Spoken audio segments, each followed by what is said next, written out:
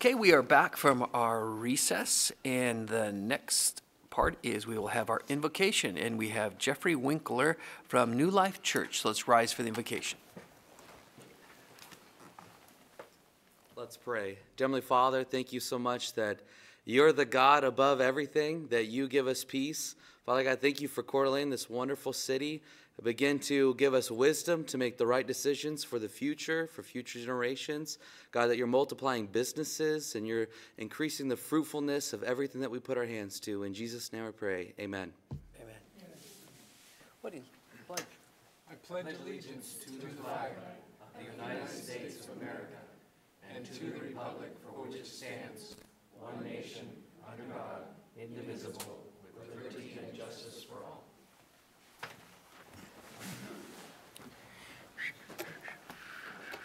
Okay, we don't believe have any amendments to the agenda tonight, so we are going to move on to the public comment. Anyone wishing to have public comment shall have 3 minutes to do so on city business. Welcome. I'm here to talk about the appointment to the Urban Renewal Agency Board on tonight's agenda. Urban renewal appointments are different from city board appointments because it's a different legal entity and because the whole subject of urban renewal is created and governed by its own statutory scheme, Title 50, Chapters 20 and 29. That prescribes how board members are chosen. Section 50-2006B says the mayor acts, quote, by and with the advice and consent of the local governing body, which is you. It's a joint process. The mayor and you each have functions. You have your own duty that only you can perform, to advise and consent. As I understand it, all you've been sent is the name of the mayor's choice, the 21-year incumbent, and that person's application from 1997. You haven't been sent any other applications by any other people, and you have no idea who they are. Well, I do. I have all the other applications right here through a public records request.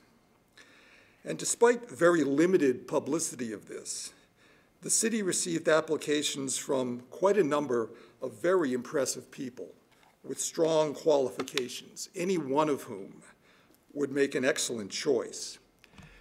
And all these people went to all the trouble of getting the application, getting recommendation letters, assembling their CV, putting together a package and sending it all in good faith, believing that their application would be taken seriously. But you've never seen any of that, you on the council, and have no idea who they are. So I submit that tonight you are legally incapable of properly performing your duty under the Urban Renewal Statute to advise and consent regarding this appointment, because you have no idea who the alternatives are. Tonight, you'd be blindly rubber stamping what you've been given, which is a breach of your legal duty to advise, as well as to consent or not. And aren't you curious? Wouldn't you like to know about these other applicants? And someday when these decent, civic-minded people ask you, how could you vote on that appointment when you hadn't even seen my application and you didn't even know I'd applied? What are you going to tell them? Well, the fix was in for the incumbent, and I was afraid to step out of line. Please do your duty. Put off the vote to another meeting. Review all these people's applications, interview some. Give them the fair consideration to which they're entitled. Thank you. So I'm gonna, you can go ahead and have a seat there. I'm just gonna make a comment, but there wasn't any fix that was in. No, you can have a seat. But there wasn't any fix in, and I'll just give a little bit of rationale, but I did want to talk to Mike. Mike, did we go through all the proper procedures? This procedure in bringing Brad Jordan's name forward, was all legal aspects followed in that? Sure, the responsibility is you appointing the position and council then approving that, so with their advice and consent. So yes, you've gone through that. Okay. And I just wanted to explain just a little bit behind the rationale, and I went through every single one of the applications that came in. On our urban renewal agency currently, we have 5 of the members that have been with the urban renewal agency for 3 years or less. So majority of the people in the urban renewal agency have a short term there. The 6th one, Mick Arman, has been there, I believe, a little more than 5 years. Scott Hoskins has been there, I believe, 10. Deanna Goodlander has been there for since almost the beginning, I believe 2000, and Brad Jordan has been there since the very beginning. So we do have a fairly new board in our urban renewal agency. We do have 2 elected officials, which there was a lot of conversation about having elected officials who are accountable on that board. Dan English and myself serve on that board. So I went through every one of those applications.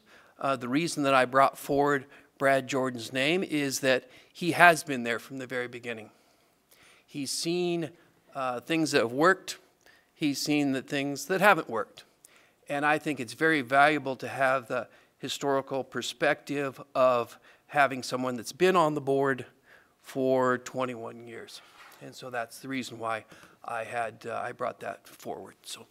No, you've had your 3 minutes, so that's good. Yep, that's it. I have a question for Mr. Gridley, and this is a concern of mine. I saw the application that Brad Jordan turned in. It's in 1997. It was to Al Hassel, and I wanted to call Brad and ask him some questions, but none of the numbers worked. So his work number is gone. There's no business there. His cell number, someone named Jessica answered, and she doesn't want to serve on the Urban Renewal Board. And then his home number was a fax machine somewhere.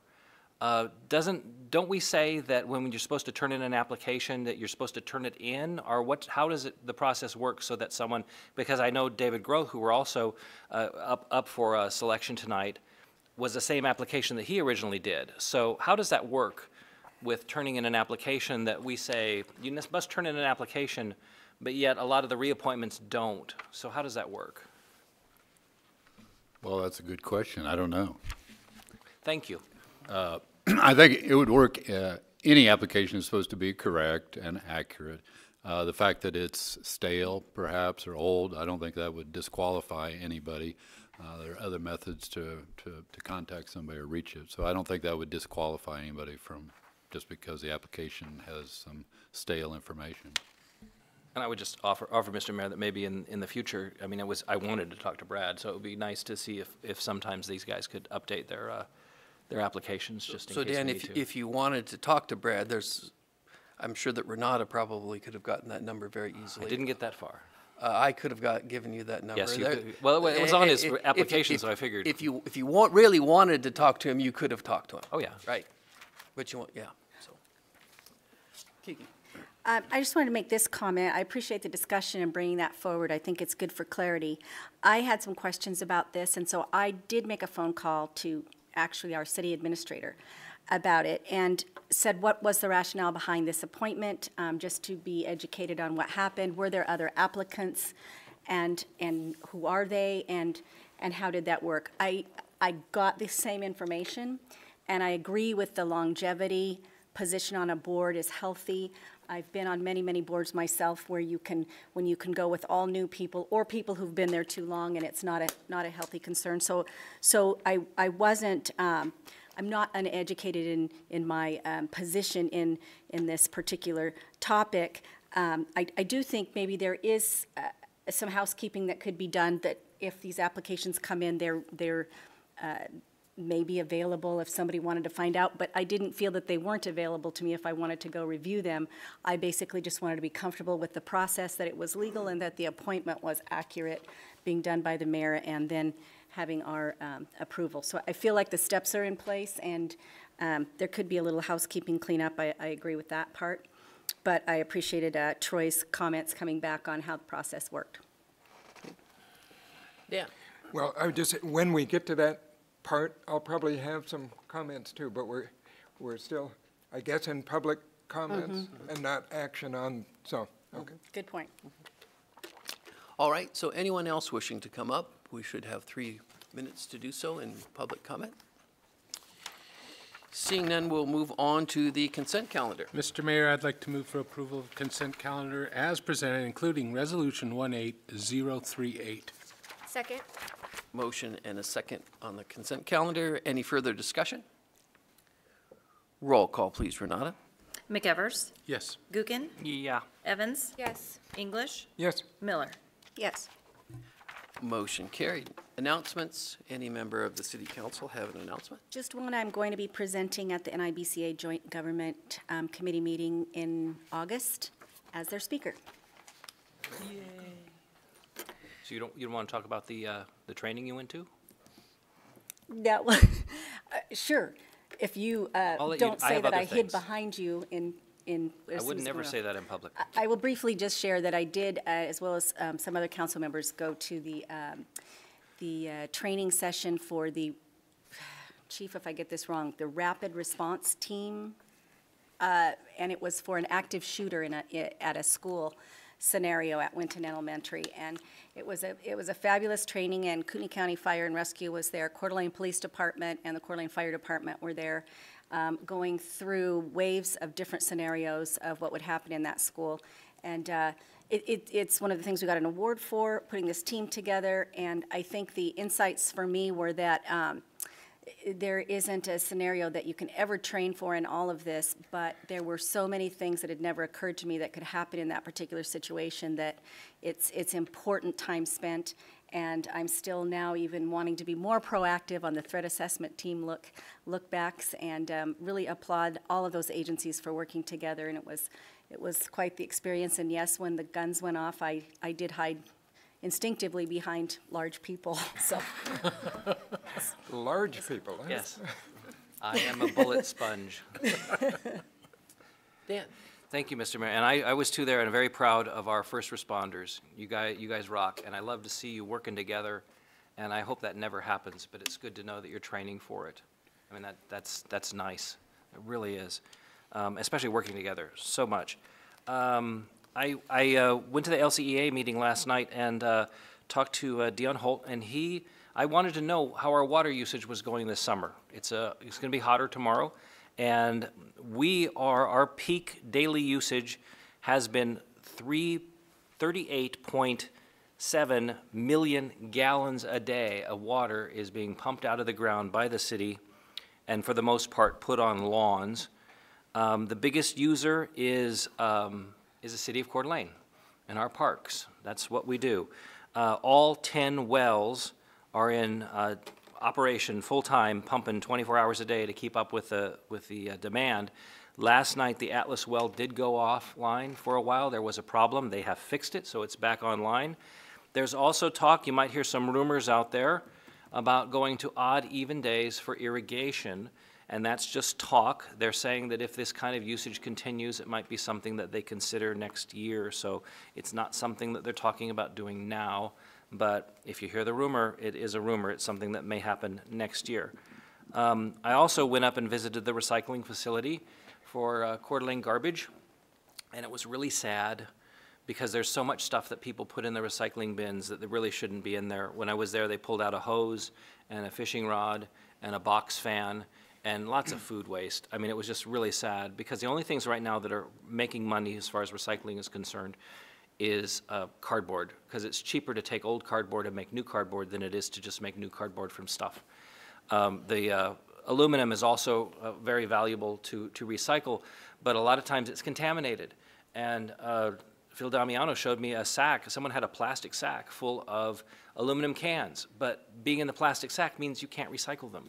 It's just, there's all these rules and stuff, and everyone wants to recycle, and I understand that, and I appreciate that everyone is really active about it, but we need to be a lot smarter about it.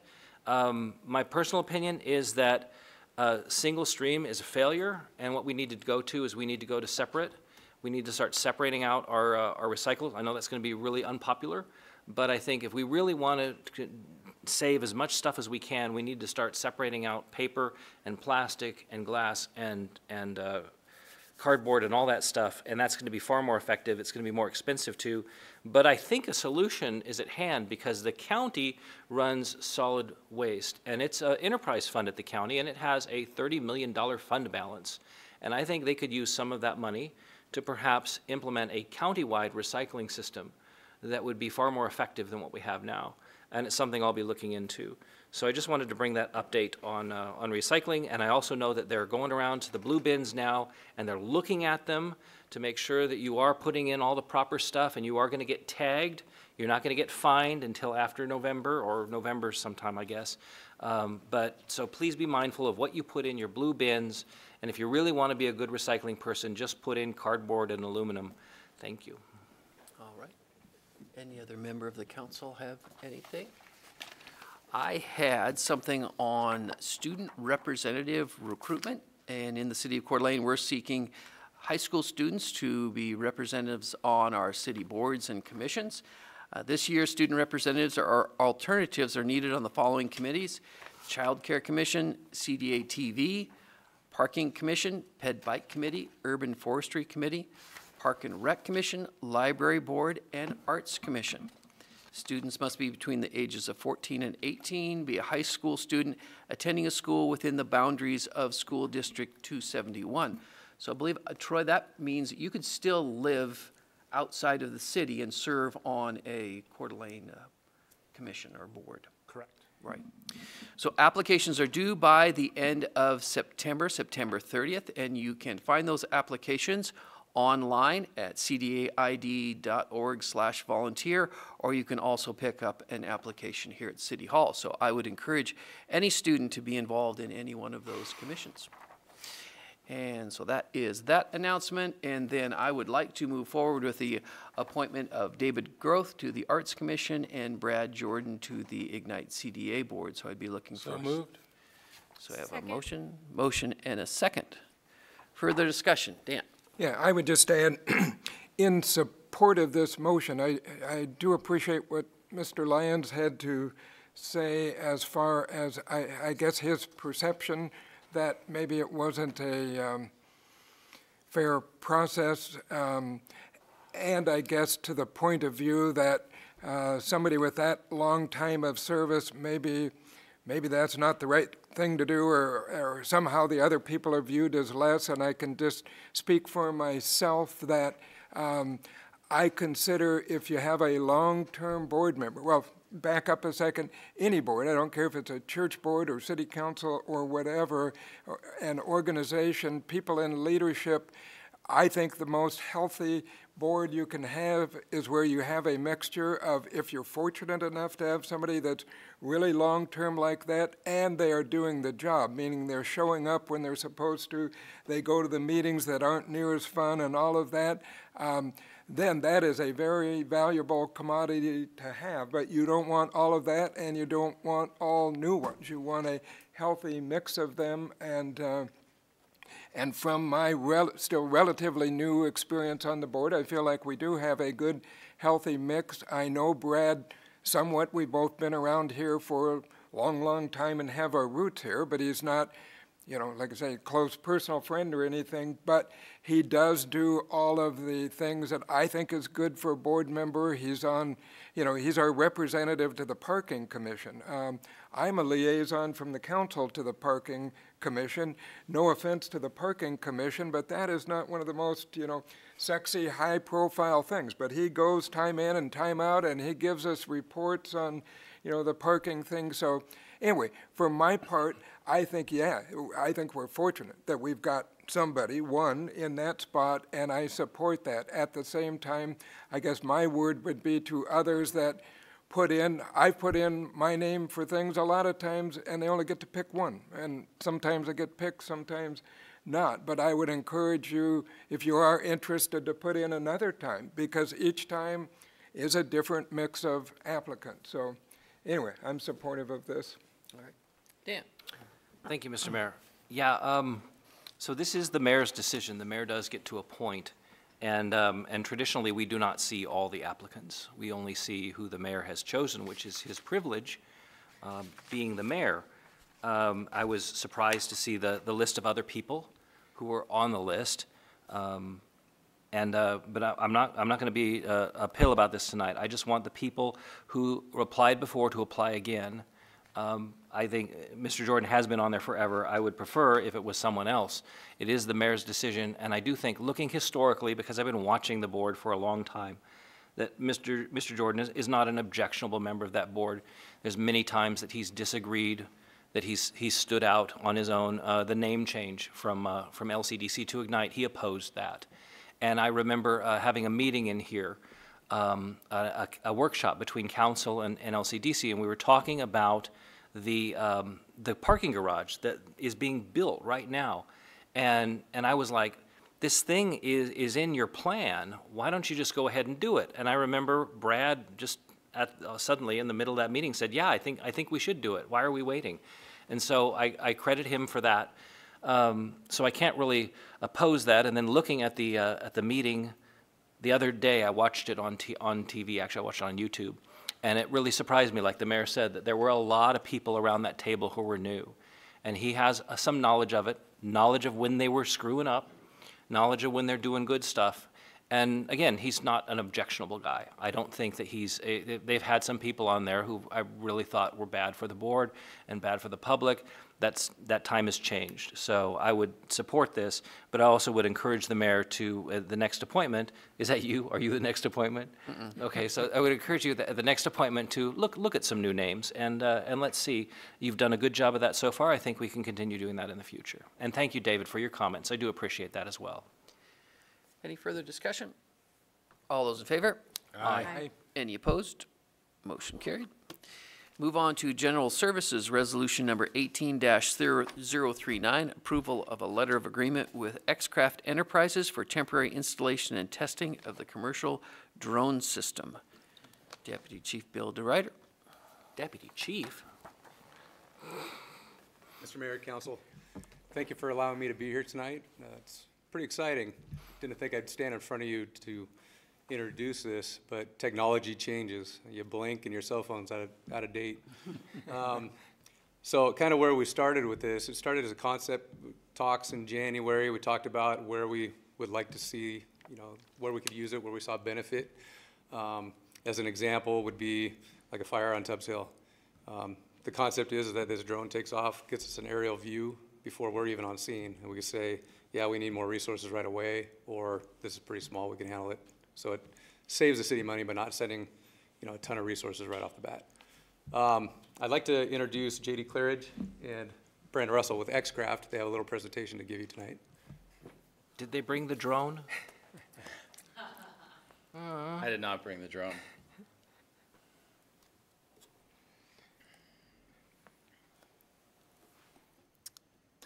Good evening. I'm J.D. Claridge, CEO and co-founder of Xcraft. We develop powerful flying machines that change the world. That's our mission. And we're located right over here on 418 Lakeside. And we have a really exciting project, as Bill has alluded to, that's we're really excited to present to the city. So before we talk about the project, I want to tell you a little bit about myself and about Xcraft. I've been involved with airplanes as long as I can remember. That's me in 8th grade, flying an RC glider. Just have a passion for flight, and I went to school to be an aerospace engineer, got my pilot's license, and then have been involved with drones as long as they've been a thing. I also, my last real job before starting Xcraft was working for Quest Aircraft up in Sandpoint. That's the aircraft they produce. That's the Kodiak. It's a 10-seat turboprop airplane.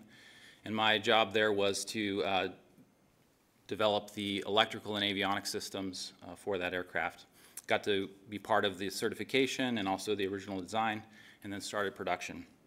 But I decided I wanted to branch out on my own and really fulfill my passion, so I started Xcraft, along with a friend of mine, Charles Manning, up in Sandpoint in 2014. And Xcraft, we develop customized drone solutions for enterprise and government clients. So, and our focus is really innovating in this area. Since all of our vehicles, all of our drones that we do develop look different than other things that you see out there. Our focus, our heavy focus is on hybrid VTOL, and what VTOL stands for is vertical takeoff and landing. Hybrid is not gas-electric hybrid. What that means is a mix between, basically a mix between a helicopter and an airplane.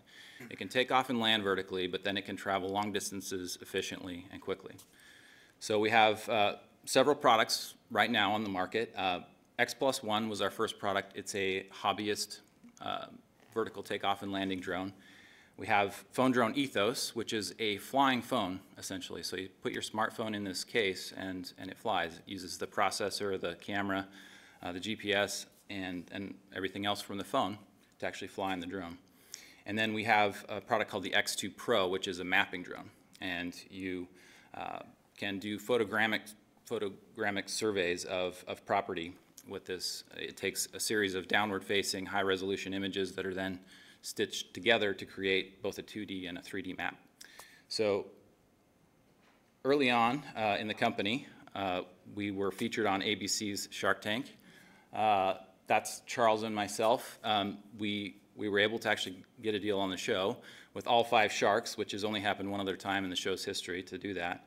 And it was more money than we were asking for and also a better valuation. So we were very happy with that. That's brought a lot of opportunities, as well as business opportunities, as well as sales and other benefits. So it was a very good thing. It was kind of a turning point for the company.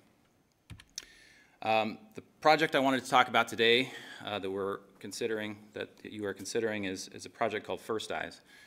And what First Eyes is a revolutionary drone system that will provide live aerial video from the scene of an emergency before first responders arrive.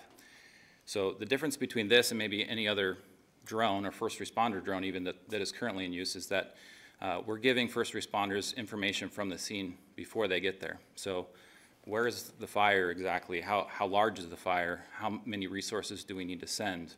What's the traffic look like on the way there? Which way did the bad guys go? I mean, all these things are very valuable intel that they would not be able to have otherwise without this sort of a system. First Eyes was originally conceived by myself and Phil Burks, who's shown in that picture as well. He has a company that develops software for dispatchers, and we started talking. He's on the board of the school that I attended, and we started talking about the idea of using drones in first responder space, and turned into this new project. So what First Eyes does, in order to accomplish this task, it's a fully autonomous, high-speed VTOL drone. So it can operate fully by itself. But the way that it works is a 911 call will come in. As soon as that call comes in, the location obviously is known either by the cell or by giving address information on the call. The dispatcher has the ability to launch a drone to the scene. These drones will be located throughout a city, several of them, at fire stations. And the closest drone to the scene then would automatically launch vertically out of its drone port and then fly at high speed to the scene of the incident, likely arriving in minutes, like 3 minutes or so, and then providing the footage over PSLTE, which is a new LTE network that's being installed. It's actually, I don't think it's available yet in Coeur d'Alene, but it allows basically first responders to have their own dedicated LTE network. So this drone will relay that footage over the LTE system and allow first responders to have access to that video, and only first responders. It's a secure network. It also integrates with a CAD system, so computer-aided dispatch, so that all of this is managed through the dispatch system. The dispatcher has another resource, not just police, ambulance, fire, but also a drone. So that's the overview of the system. Long term, that's the plan. What we would like to do in Coeur d'Alene as the pilot project is basically a 1-year test, R&D phase of this program. We would have a drone and a port installed at Fire Station 4 for 1 year, and we would be testing weekly, at least weekly, of the drone, port, and systems. We'd be operating under Part 107 FAA approval, which basically requires us to fly only within visual line of sight of the operator, fly below 400 feet, not fly at night, and not over crowds of people. So, and also have a licensed operator under Part 107 by the FAA.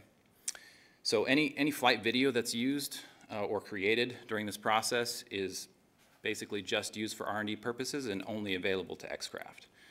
We're not sharing that video with anyone. We also have safety systems installed on the vehicle.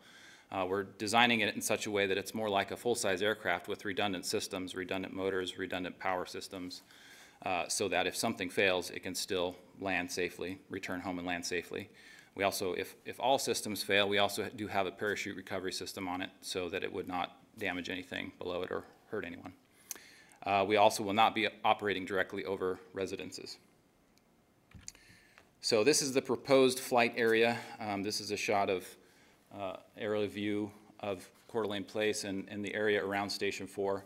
The area in the red box is where we propose to fly and remain in that area. So you can see there's no residence under that currently. And we also have drafted a letter to the homeowners associations and all those neighborhoods, Coeur d'Alene Place, Hawks Nest Landings, and the trails, to alert them of our activity and let them know what we're doing. So that is the plan. We feel it would be a great thing for the city, a great thing for first responders. So any questions? Questions? Woody? Oh, a couple. So this is just for practice. What do you guys call it? Research and development, R&D. R&D. So down the road, if it comes to be, that changes everything because we don't dispatch our own guys here, right? It does, and this, again, is mainly just a testing phase. It will be down the road, and it will, require a whole new agreement and approval to actually implement the system in real time. Okay. And Part 107 is the limitation now. It wouldn't be the limitation in the future. Well, we'd still have to operate under some FAA guidance and requirements. Part 107 is what's in place now.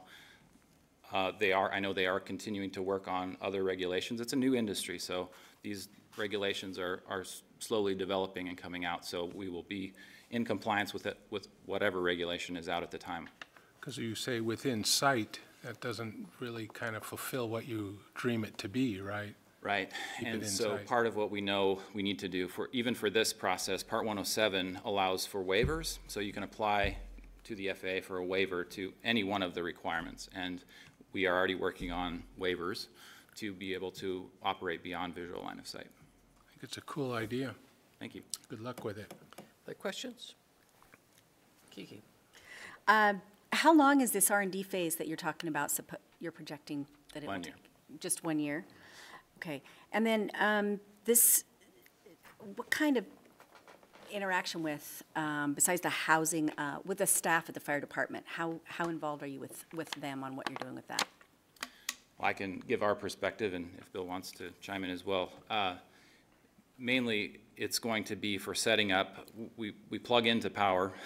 We'll need power available at the site as well as an Ethernet connection for the drone port. We've already have a proposed area that's on the grass next to Station 4 that we could use. I really don't see much interaction, if any, of the city or of any of the fire station to help on this.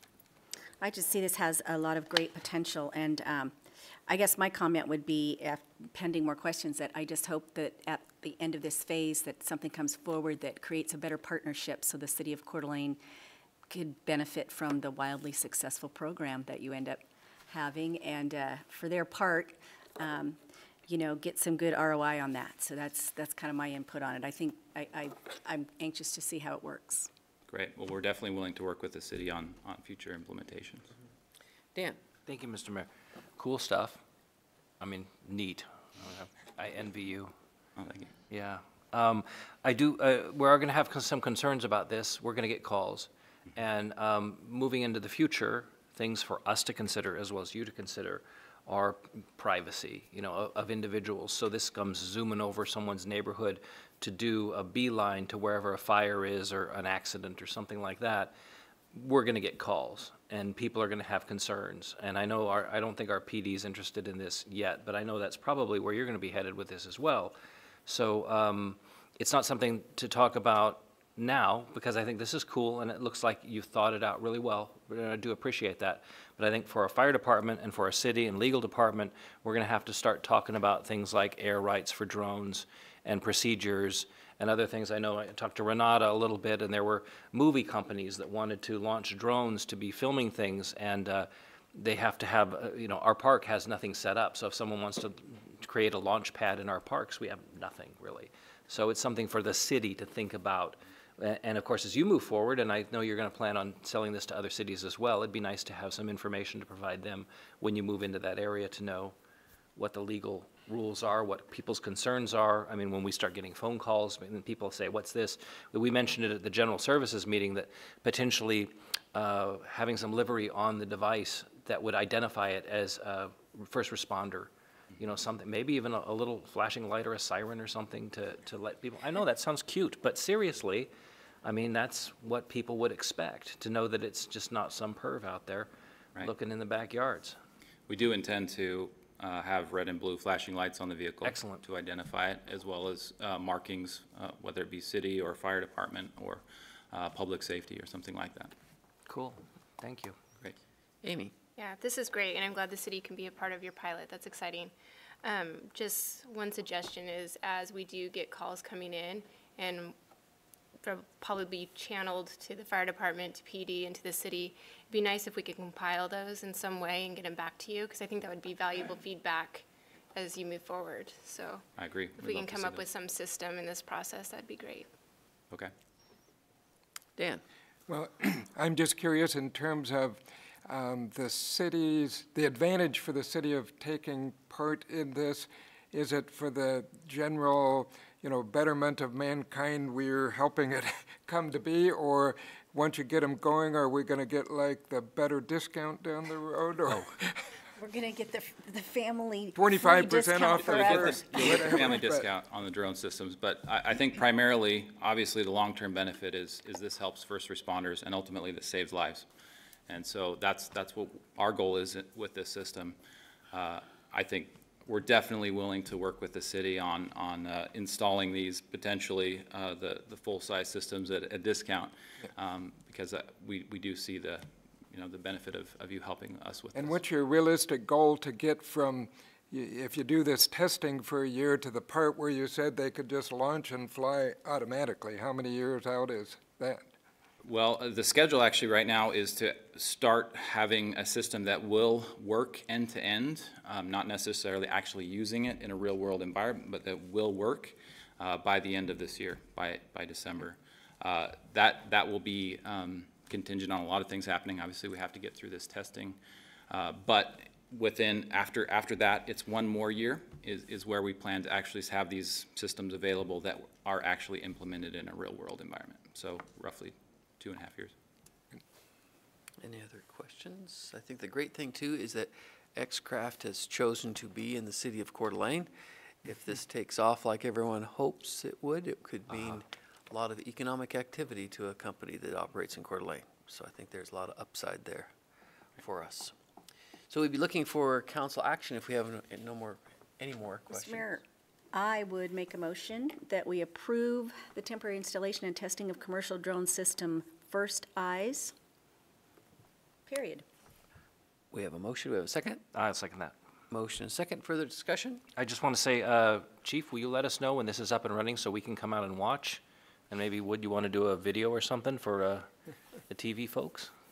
Yeah, that'd be cool. Okay. Any further discussion? Roll call, please. Renata? Gookin? Yeah. English? Yes. Evans? Yes. Miller? Yes? McEvers? Yes. Motion carried. Thank you very much. Thank you. Now move on to other business. Council Bill number 18-1017, amendments to the Municipal Code, Section 1308030, wastewater collection and treatment works to clarify the effective date of rate changes to be annually on April 1st. Mike? Good evening, Mayor and Council. Tonight I have a housekeeping item to bring to you. If you recall, back in March, we made some changes to the Municipal Code ordinance reflective of our various rates and our rate analysis. Well, we missed one small section. In 13.08.03, we missed a date. It has reflects April 1st of 2013, and we've got some changes in there to reflect the more accurate years, and would ask that you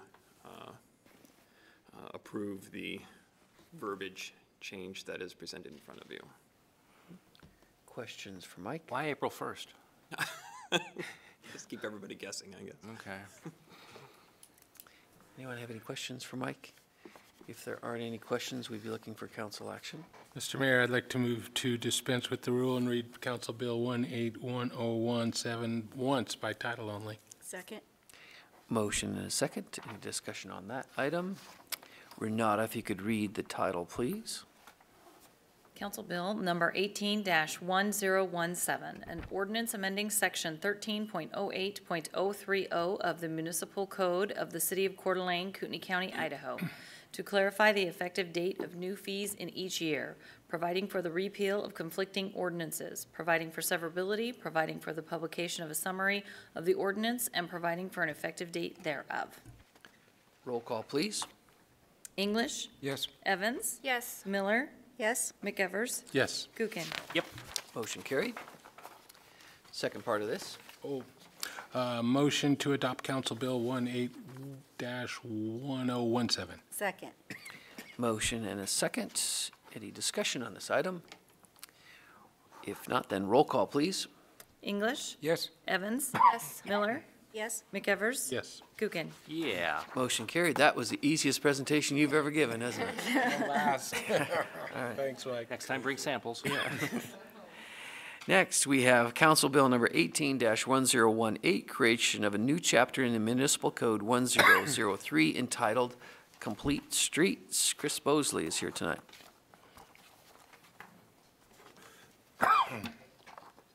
All right, thank you for letting me come to you and speak to you tonight. Just a little background, I guess, on this whole thing is that much of my career has been focused on complete streets, and actually I was a complete streets instructor for a short time out in North Carolina, training the Department of Transportation staff out there on what complete streets is and how to incorporate that into their daily jobs. And so I thought I'd start with a little presentation. I'm sorry I didn't get this to you to review beforehand, but I just wanted to kind of clarify what exactly complete streets is.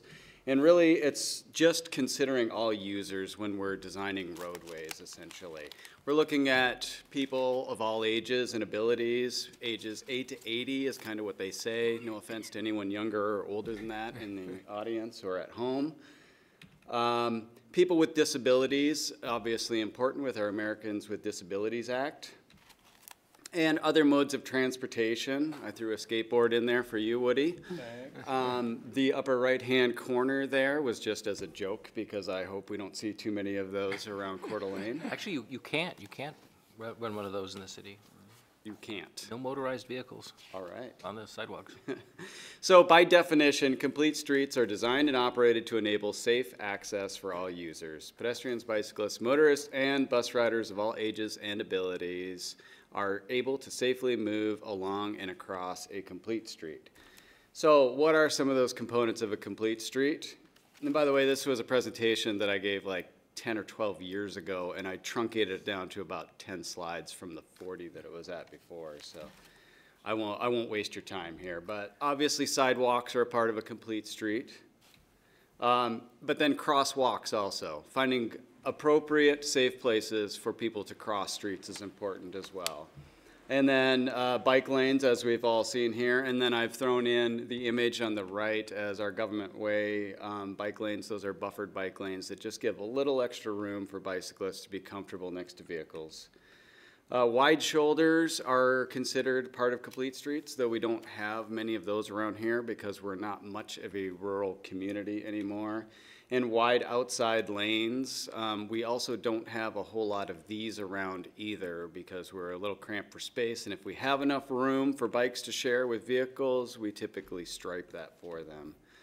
In our neighborhoods, we have shared streets and bicycle boulevards. The one on the left there is Young Avenue here in Coeur d'Alene, and that was our first bicycle boulevard. And I can tell you from experience that on a weekend, there are probably more people walking and biking on Young than there are driving a car.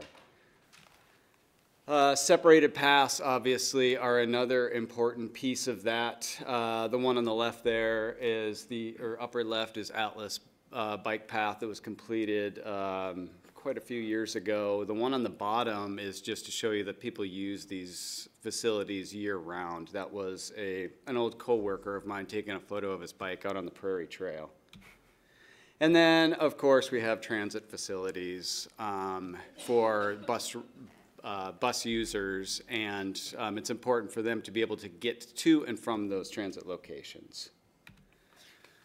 So what I'm asking you is, originally we had a complete streets policy that was created in 2009, and it's an internal policy, and we all follow it here at the city, and it just tells us that we need to consider all modes of transportation when we're designing a public works project. Like, for instance, Government Way or Southeast Way, both under construction today.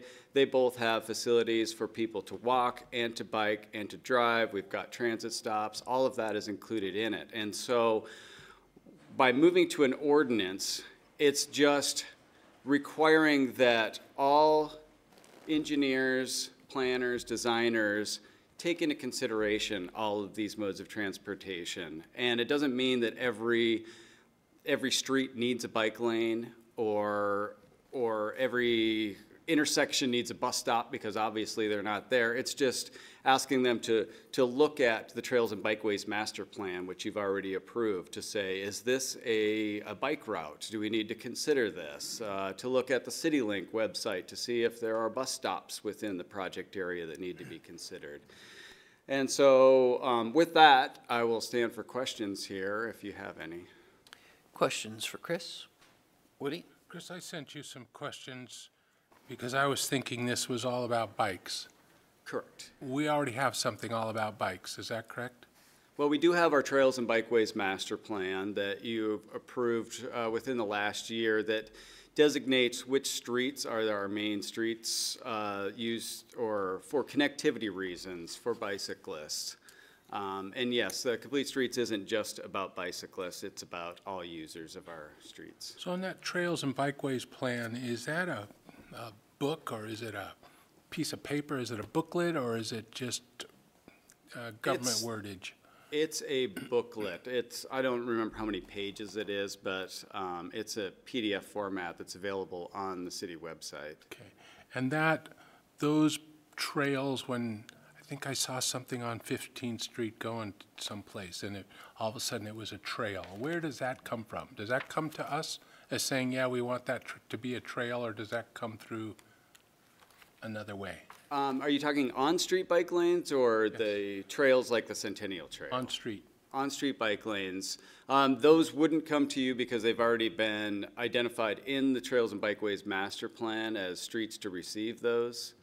So there is a section on proposed bike lanes as well as a section on proposed shared use paths like the Centennial Trail, things like that. They're already identified in there. And typically, adding bike lanes to our streets doesn't add width to them because most of them already have the available width. It just sometimes reallocates that space so that by narrowing travel lanes, it encourages people to drive a little slower, gives bicyclists a little bit more room on the side, and kind of increases safety for all users. We don't license bikes. Do you know why?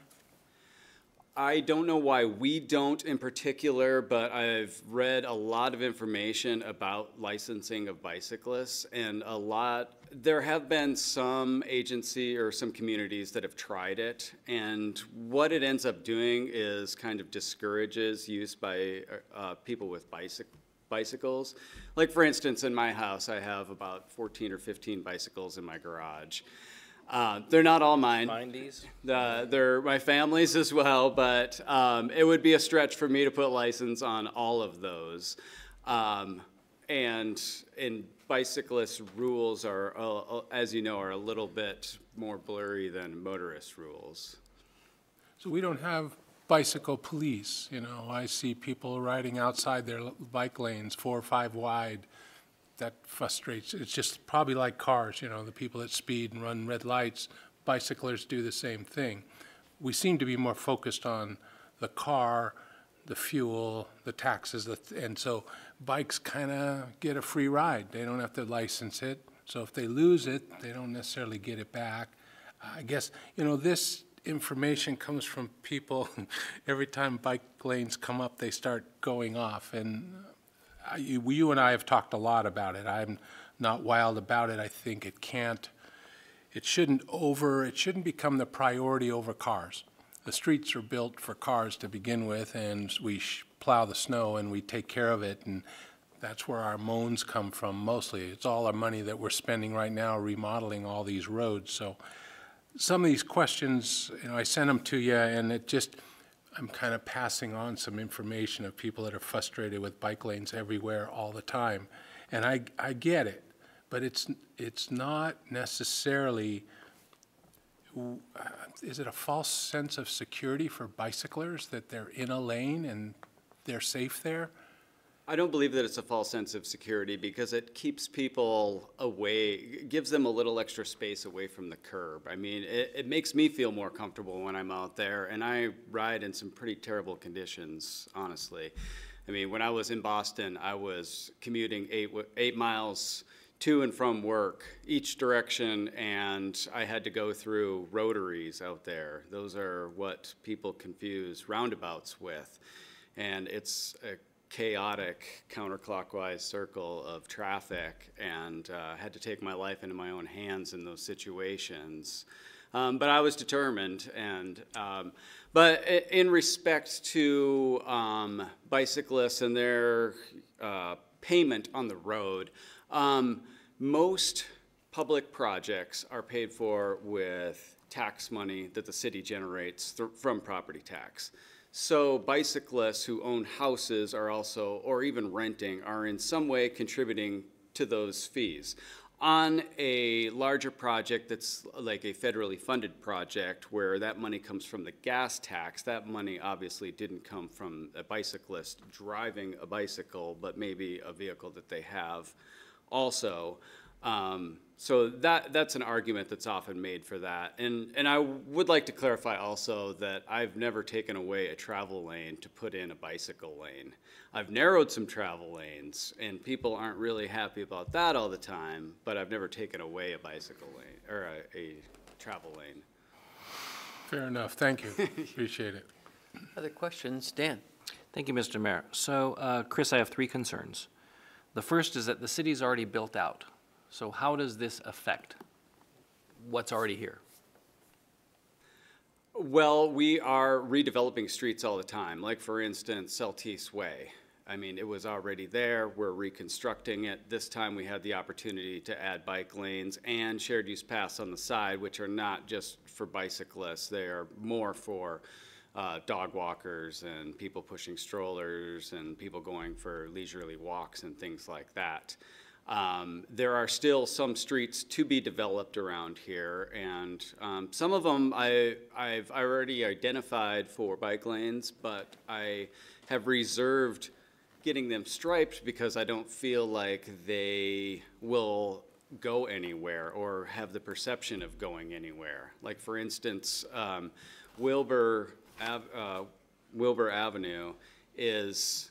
stops at US 95 on the west side of it. So anyone riding a bike down there would just be thrown into highway traffic. But on the other hand, next year when Wilbur Avenue punches through all the way to Government Way, then it would connect to bike lanes on Government Way that already exist, or they're being built today actually. With that new project, it would connect to the trail along US 95. So it's just looking for opportunities to make these connections so that people can get from point A to point B. And then in the already built areas, so some parts of the city older parts, we have a grid system, and there's sidewalks somewhere, sidewalks not somewhere? I mean, does it really affect that? If someone didn't have a sidewalk in front of their place, would this change require them to put a sidewalk in? No, this would fall back on the existing ordinance that we already have, and that is dictated by whether or not you spend $30,000 or more on your building permit, which would require you then, if you are within so many feet of an existing sidewalk, and there's. Okay. The second issue is enforcement. So how are we going to enforce this?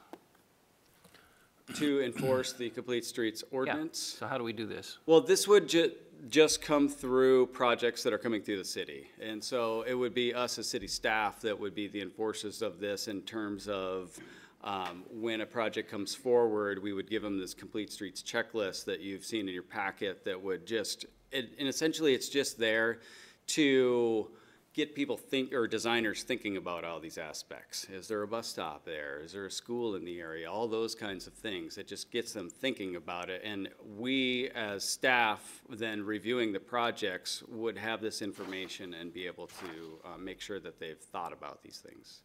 And I have a concern that the final thing is exceptions. So in the code, it actually has an exception. Exception for this policy may be granted for unusual or extraordinary circumstances by the city engineer, currently you, with input from the Ped Bike Advisory Committee. So what's the process there? I believe there are other positions listed on there as well. Yeah, planner, city council. Right. I mean, right. when I see stuff like this, so I see this, and this is really cool. I think it's fun. Big fan of bicycling and non-motorized forms of transportation, and of course ADA. But I do get concerned when I see stuff like this, and we have all this cool stuff we're going to be doing in the newer areas and in some existing areas, but yet there's exceptions and there's also variances mentioned. So I just want to know how those weigh. I mean, are we going to get into a situation where we have all this cool stuff we want to do, but yet someone comes in and they're kind of whining and they're like, I need to do my development, but I don't want to do any of this stuff, and we're like, okay. Well, that's why we wanted to have at least two positions have to sign off on, on that exception. And we have exceptions in our current ordinance as far as sidewalks go. If you have something like 4 feet of elevation difference between the street and your yard within a certain distance, it just makes it infeasible to put a sidewalk in those places without building a retaining wall to hold back your house and your yard. You know, we've got exceptions on all sorts of things like that. So we wanted to have exceptions in there on this as well. And there are cases where engineering judgment would dictate that it's not safe to put pedestrians crossing at this location, or it's not safe to have bicyclists sharing the road with vehicles in this location. And so that's why we put the exceptions in there. So this isn't going to cause a problem down the road where you create an engineering exception for someone, and then someone across town says, well, hey, you know, he didn't have to put in a sidewalk. I mean, you're going to have to defend the decision, or whoever the engineer or planning director is. Correct. We would have to have good justification for any of our exceptions that we make. Okay. Other questions? Dan, thank you for getting most of mine covered.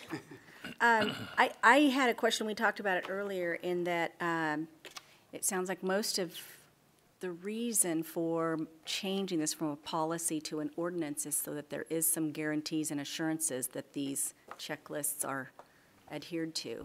And so it's more of a mandate now than a suggestion. But then there wasn't anybody who was really going to be, besides the engineer, on the cost burden side of this that was involved. And I guess your response was that most of these streets that would be being built this way in the future would be the city's streets, and a private developer wouldn't necessarily fall under the same category. Is that clear? Is that the way I understand that your feeling is that this really isn't going to have a cost effect on the developer who's trying to move into a program? So when a developer is building a street, they have standard drawings anyway, which are all defined in code, and those give the street widths anyway. And pretty much, most of the street widths that are defined in our standard drawings can accept bike lanes.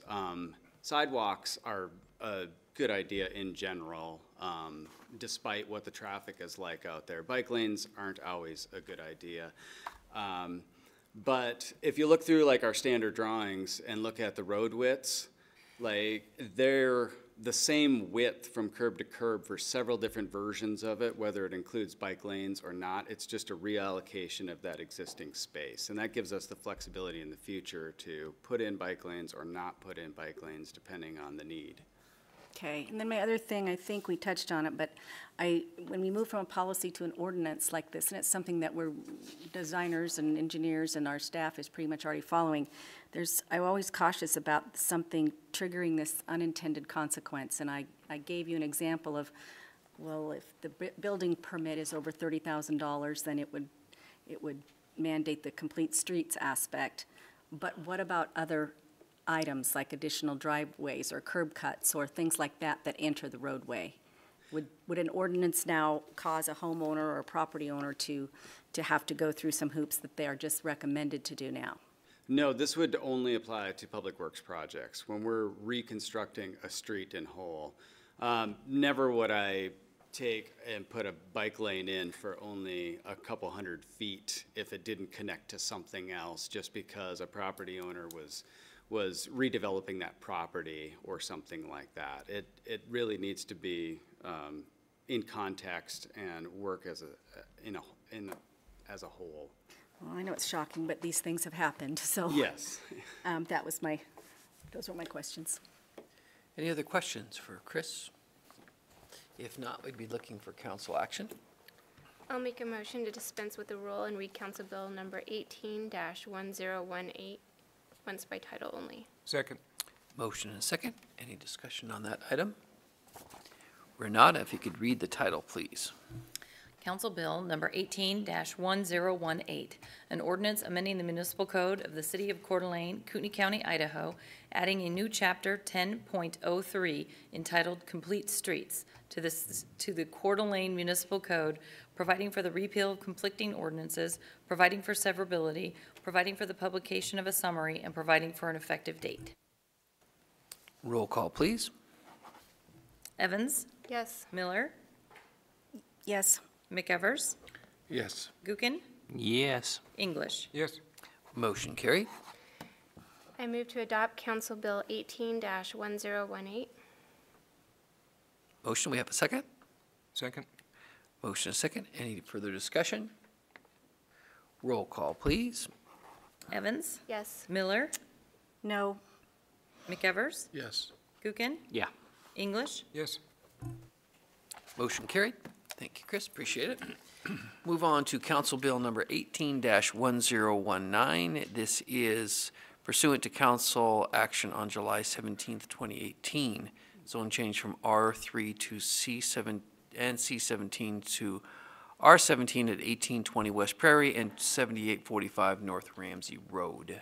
Mr. Mayor, I'd move that we dispense with the rule and read Council Bill number 18-1019 once by title only. Second.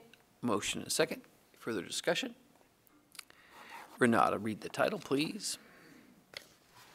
Council Bill number 18-1019, an ordinance amending the zoning act of the City of Coeur d'Alene, Kootenai County, Idaho, known as ordinance number 1691, ordinances of the City of Coeur d'Alene, by changing the following described property from R3 and R17 to R17.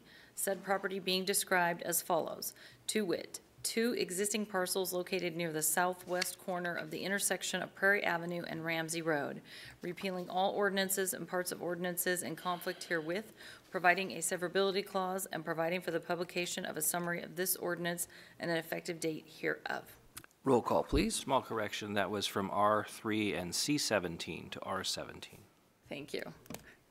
Thank you, Dan. You're welcome. Roll call. Evans? Yes. English? Yes. Miller? Yes. McEvers? Yes. Gookin? Yes. Motion carried. Motion to adopt Council Bill 18-1019. Second. Motion and a second. Further discussion? Roll call, please. Evans? Yes. English? Yes. Miller? Yes. McEvers? Yes. Gookin? Yeah.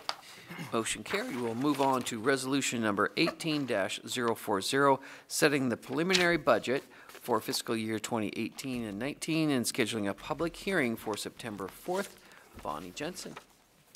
Good evening, Mayor Whitmire and City Council members. This evening, we are seeking approval for Resolution 18-040, which will set the public hearing for the 2018-19 budget. It will also set the high water mark for the budget, which means that there can still be lots of changes made to the budget at this point, just cannot increase it. So you can change things, you can decrease them, just not increase it. I also wanted to let the citizens know that the preliminary budget is online on the website. If you go to the Finance Department, it's available there. I also have a few hard copies in my office if anyone needs a hard copy. So we'll start with the changes to the revenue. These are the changes from the previous year. The first one is new growth, 492,918. We are planning to take that in this preliminary plan. It is included in there. A 3% increase to the tax budget of 640,000. That is also included in this preliminary plan. The state taxes that we receive, the highway users, the sales tax, liquor tax, approximately 1,400,000 is included in here. There's several transfers from enterprise funds that have been increased, the interfund transfer. There is also 170,000 from the sanitation fund for the chip seal program that we've included in here, and an increase to the street sweeping from the sanitation fund. We're also proposing 607,000 from the fund balance. If you have any questions at any time, please stop me and address those. This slide shows the 7-year history of new construction impact. Every year we've taken this new construction dollars in the budget.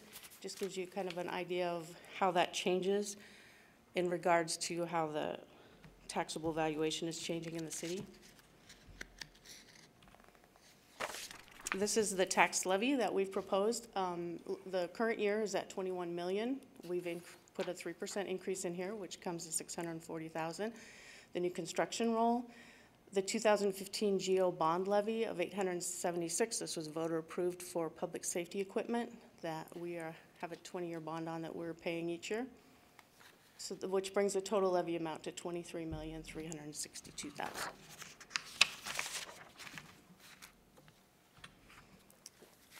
This was just a slide that I'd added because you had questions about how much that increase would break down. So this just shows how much of an increase to the budget the tax dollars would bring in if we had a 1% increase, 1.5 to 2.5, and a 3% increase.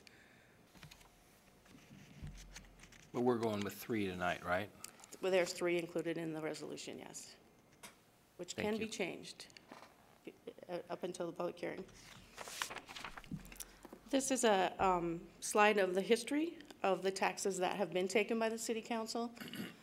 If you average these out over the 9-year period that's on this slide, it comes to about 1% a year increase, which is pretty small, which brings us to our next slide, which is the statewide foregone. So this is just a comparison of the cities in Idaho, the larger cities, and what their foregone balances are. So these are taxes that these cities chose not to take in prior years. Coeur d'Alene is in the 2nd largest foregone in the state. It also shows you the market values, which is a better comparison as to if that's where they're at. So if you'll notice, there's 3 cities on here that have a higher market value than Coeur d'Alene that have a lower foregone balance. I just think that goes to show how well the City Council has done with being fiscally responsible. And the other thing about this foregone is that $5 million is not just a one-time $5 million. That's $5 million every year that the city has chosen not to take from the taxpayers.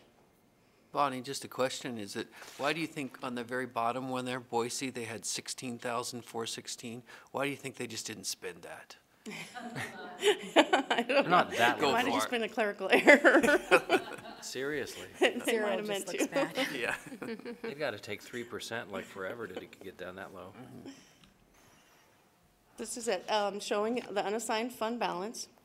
It is at 20% of our expenditures in this preliminary budget for the general fund are 20% of the unassigned fund balance of the year before. The GFOA, the government finance officers, suggest that you try to keep it right around 15%, so we are in a good shape there.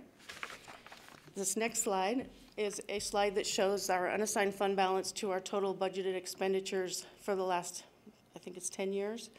And it shows how that has changed over time, depending on, you know, what the city has going on. You can see where it got really low back in 2008, 2009, which was during the recession, which we went through very well. We didn't have to lay off staff. And then at one point in there, it got a little bit lower as we were doing McEwen and some of those projects. And it's jumping back up again.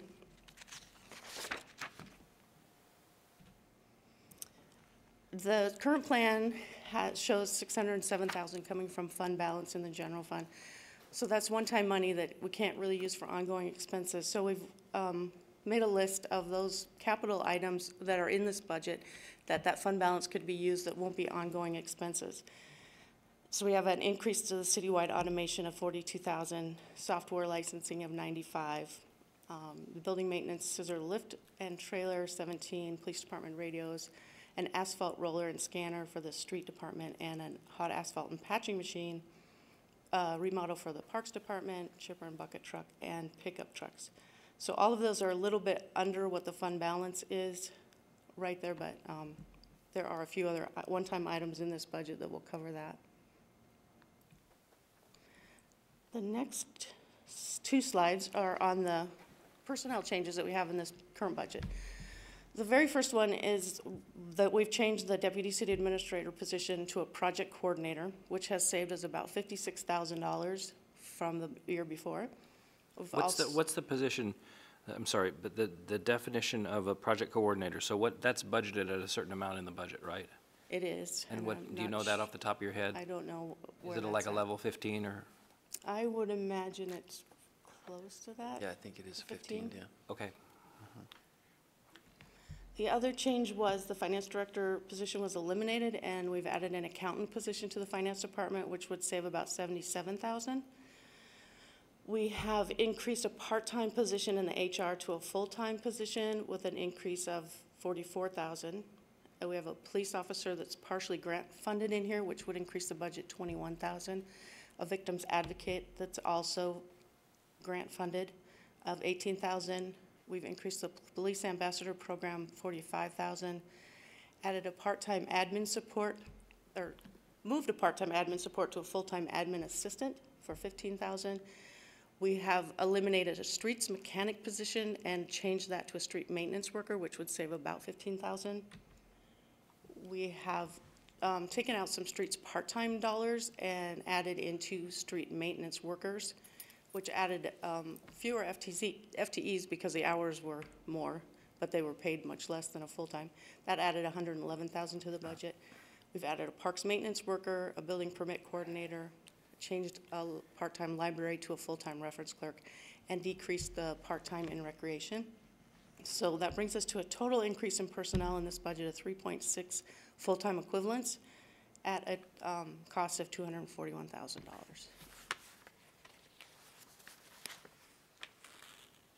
The current plan is 89 million. The new plan is 91 million.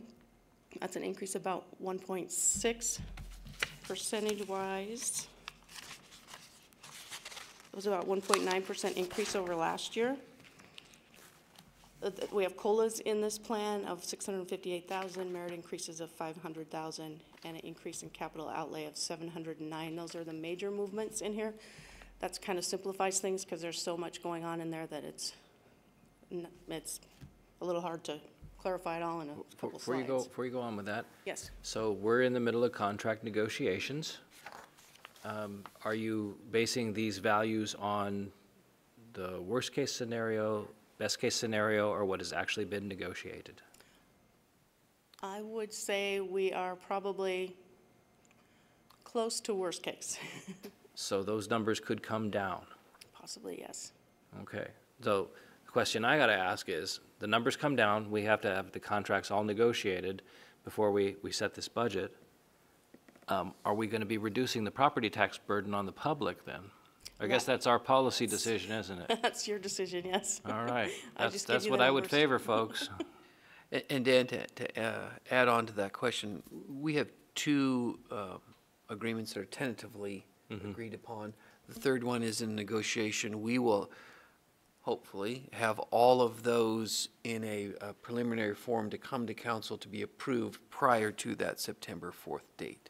Will we be made aware of the difference between the real amount and this amount at that time? Thank you, Vonnie. This is just a listing of the capital outlay that's included in this budget. There is quite a large amount in here for chip seal. We're changing a little bit of the overlay over to a chip seal program, and we need equipment to make that happen. So there is $615,000 in this budget for chip seal equipment. Part of that is coming from a $200,000 decrease in the overlay budget, and another $170,000 is coming from the sanitation department to help with the alleys. So why wasn't that taken out of fund balance, since that's a one-time capital? The chips, well, mostly because we were paying for it partly by decreasing the overlay and then a transfer from the garbage fund. So I didn't take that out. As part of it I could, because those two only add up to $370,000 and this is $615,000. So really, that could be another portion that could come out of it. We could make that decision as well. You could, yes. Thank you. Although you will have more equipment next year that you will need to purchase for some other program or department. That always happens. Because it wears out all the time. Yeah. There's the rest of the list of the capital, which came to 1.1. This is just general fund. Now let's talk about the city's taxable valuation. So I have in here 2016, 2017, and we just received the estimated number from the county for 2018. There is an increase of about $335 million from 16 to 17 and about $515,000 from 17 to 18. And if you look at the levy rates, last year we didn't take, did we? I can't remember. Took a zero last year. Zero. So the levy rate dropped significantly last year. So I did a couple of slides just to show how that would affect an average homeowner's property. So we actually did a little research to find out what the average assessed value on a property in Coeur d'Alene would be. And we came back with a couple different times with $255,000. So if you have a home at $255,000, you take out the homeowner's exemption of $100,000. So the net taxable value is going to be $155,000. This year, $155,000 times the levy rate would give you a tax bill for the city of Coeur d'Alene of $854, about $71 a month. If your taxable value does not go up this year and your home is still taxed at $155,000, your property taxes would actually go down, even with a 3% increase to $67.30 a month. So this is the new mill rate that was different from what you presented in the workshop. Yes, because I didn't have the estimated market value from the county. Well, we'll work on the county. Thank you. So my next slide is taking that same home, increasing the value by 3.2%, and seeing what that would do to its tax bill. If their assessed value goes up 3.2 and everything else stays the same, well, actually, it wouldn't stay the same, 3% increase to property taxes, their bill would actually remain the same. Wow. Because of the increase in the taxable value in the city. If their taxable value increases 13%, which is not unheard of this year, their bill would go up about $10 a month to $67.30.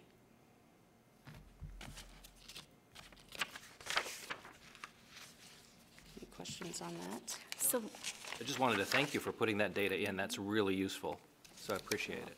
Kiki, do you have I something? was just looking to make sure, it looks like maybe one of these slides isn't in our packet. Yes, I added one. Sorry about that. That's okay. I just want to make sure I'm taking I notes. think I've told the story is, and people come into Hayden and they've just moved to the area, they're looking around, and so all I know is tax rates. So I go, well, Hayden, you can live for $2.25 a thousand. Post Falls, $7 a thousand, and now we're going down again. So I'm pretty stoked, and I do invite people to use our parks, even if they don't live here. Come to our lake, you know what I mean, our streets, our roads.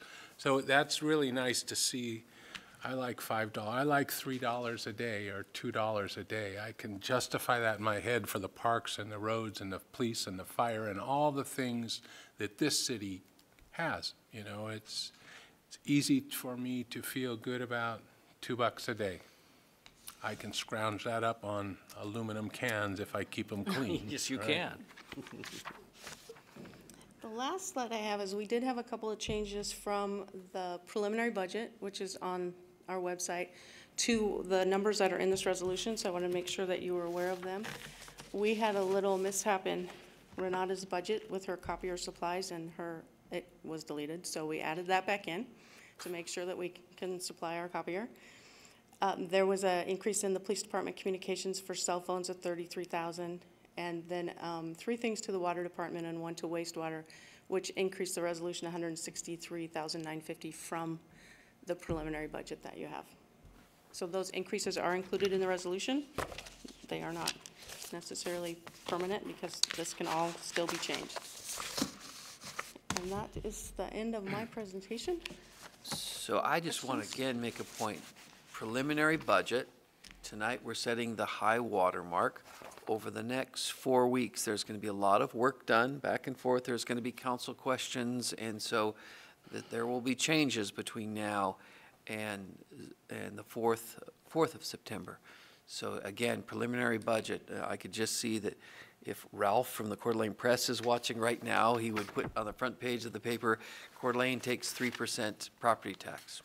That decision hasn't been made yet. There's going to be a lot of input from a lot of people before we get to that level. So I just wanted to make that point very clear. So questions for Bonnie? I was just going to ask if you wouldn't mind emailing the slides. I think there was more than one that was missing from the packet, and those are great illustrations, so I'd like to have them handy. Okay. Any other questions? One more. What? So Vonnie, tonight, if we set the high water mark with the 3%, and we can juggle it out in four weeks, we can come back and take less, also take less than 3%. Is that correct? Mm-hmm. So we're setting the high water with 3%. You can take less, you just cannot take more. Okay. You can't dig into that foregone. No foregone. Yeah. Once we done. All right, so if there's no other question, we'd be looking for council action.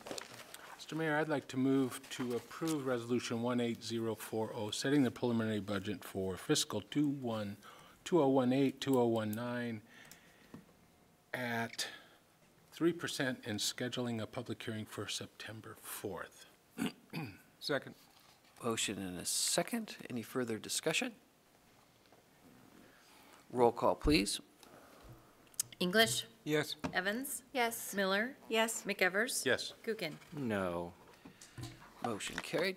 I do want to take a minute before Troy starts to thank Vonnie, and not only on this budget, but through the contract negotiations.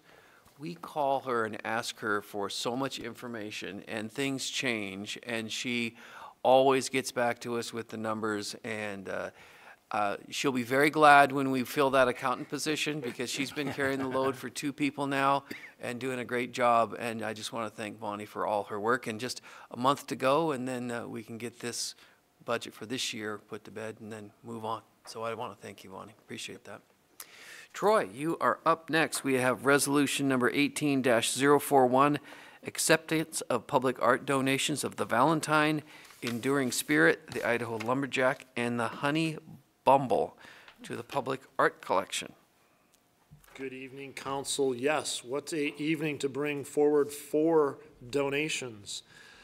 This is moving so well that the Arts Commission hasn't even seen the Honey Bumble as it comes in. However, we already had 3 of them, so you're going to get the first opportunity to really look at that one. City's Arts Commission is adopted by the council per resolution 00-101 back in 1999. We amended that in 2008, and then we amended that again in 2017, designating this Arts Commission as the standing committee charged by the council to oversee the public art program. So with that, they have looked at, again, 3 of these, and the 4th one we positively anticipate they would also see as a value, because we ran it by them, but we didn't have quite all of the donation forms in. The Valentine, the photo on your screen, is a proposed donation of a bronze statue. It's about 48 inches wide, 76 inches long, 43 inches. It takes 5 people to potentially lift this into a trailer to give you the weight of it. We don't know exactly what it is. Dr. David Schreiber here in Coeur d'Alene has offered that to the city. The Arts Commission has agreed to it. We have an appraisal on file at $135,000. His wish is for it to go into McEwen along the walking trail. And we're proposing that it would be out by the linden tree just outside the library. Enduring Spirit is the second one that has just come to the city. It's a meditative woman by a local artist, Dave Young. It has a value of over $2,900. The Wetzels, Steve and Dana Wetzel, are seeking to have that come to the city. They would like it placed outside the Coeur d'Alene Public Library at the northeast corner next to the sidewalk. And then the Idaho Lumberjack, which is nearing its completion. That would complement the work that is already over on Front Avenue. It's a 6-foot-tall bronze being done by Terry Lee, approximate value $60,000. Mark Brinkmeyer of the Idaho Forest Group is the donor, and we would place that at about 6th and Front Avenue next to the Working Man and the Idaho Farmer, which exists there already. And then the 4th piece is from an artist out of Spokane. It's about 30 inches tall, about 24 inches wide. It would go in front of the Honey Eatery, the restaurant that's just opened up on Sherman Avenue. This sculpture would be created by this artist, Melissa Cole, and her colleague, Brad McDonald. We have an approximate value of $9,500, and Jerry Dicker of Spokane, the owner, wants to have this one done. So again, this goes through an application process. It goes to the Arts Commission. I'm bringing you this one because it just came in after the Arts Commission had already met in July. We would seek your approval in this based on the ordinance that we follow. We would work, especially on this one, to find the right location in our sidewalk out there. And then we would receive it. It becomes part of the public art collection. We would insure these. The maintenance on these probably isn't going to be too bad, but we would be responsible for that. And the wisdom of the council, we have an arts maintenance fund that falls under the Arts Commission as well, should anything go terribly wrong with that. That would be my report. Questions for Troy? Dan? Thank you, Mr. Mayor. So we have 4 pieces. Enduring Spirit by, I think it's Dale Young. It says Dave, but I think his name is Dale. And that's nice. He does a lot of great stuff with rock, which is crazy. I'm surprised he has all his fingers. And then the Idaho Lumberjack, awesome piece. It's part of that trio out there. I don't have a problem with that. I think that's really cool. Honey Bumble is going to go in front of the Honey Eatery. And is the donor the owner of the Honey Eatery? Yes. Is this not advertising? You don't have to answer that.